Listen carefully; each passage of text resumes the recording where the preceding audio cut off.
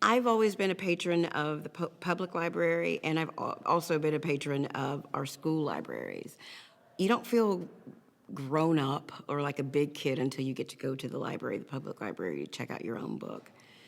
And I remember that. I remember my very first book that I checked out was a Nancy Drew, a Hardy Boy Nancy Drew. And my mom was very, very adamant about making sure you turned it back in, because she's like, that nickel, you'll have to pay the nickel for the fine.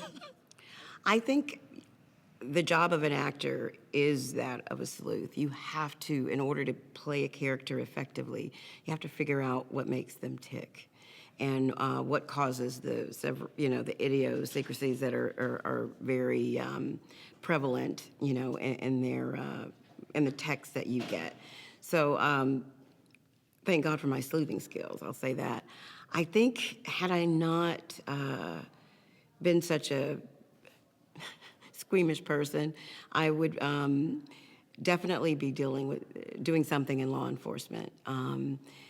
But I don't think they will just make you a detective. There's a whole nother, I'm like, I want to be a detective today, but you have to go through certain variations before you get that. And so I'd rather just be, an armchair detective and solve mysteries that way.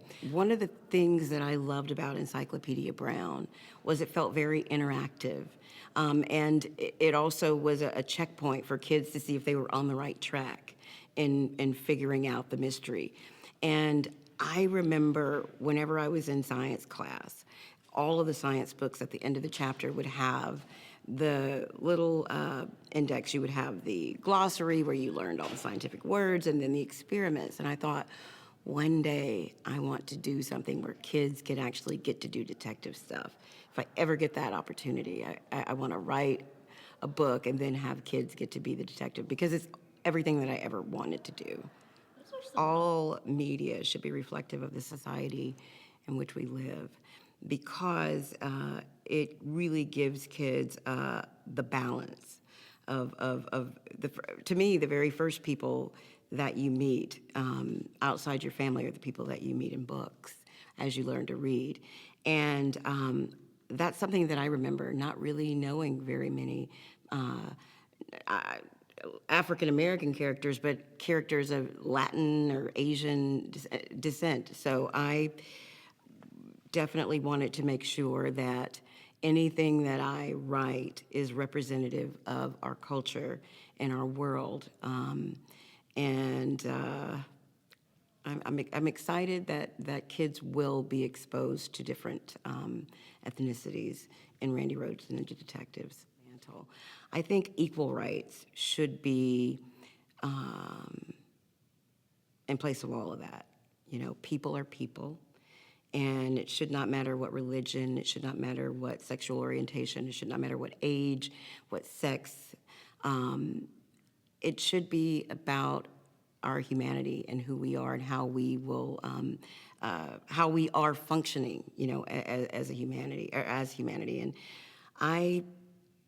I think we've certainly made strides. Absolutely, I wouldn't be sitting across from you had we not. But I think we have a long way to go.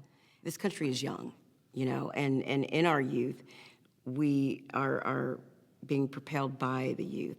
Each generation is bringing less and less of the baggage that the parents had and the social mores that are around, that sort of define the times. So it's refreshing to know that we are taking a step forward in that regard. The golden rule, treat someone as you want to be treated, is something that was reiterated over and over and over and over again in my house. And I know my own limitations, and so I don't need anybody to point those out. But I embrace them and I try to move past what I think are my limitations. And I also have very grounded people around me. So I'm blessed in that regard.